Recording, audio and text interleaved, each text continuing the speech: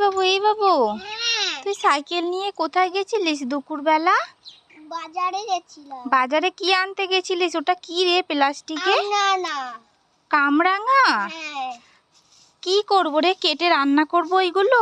না, এগুলো কাসুন্দি দিয়ে নুন মাখিয়ে খায়। কাসুন্দি দিয়ে নুন মাখিয়ে খায়? বাজার থেকে এনেছিস? এ কি না কি বীজ ফল কোথা থেকে তুলে নিয়ে চলে এসেছে।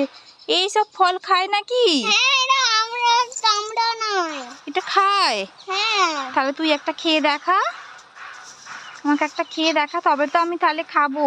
তাহলে কি করে জানবো যে এটা কিভাবে খায়? খা দেখি। ভালো, দেখি দে, আমি একটা খাই। তোর হাতেরটাই দে না, তোর হাতেরটাই দে।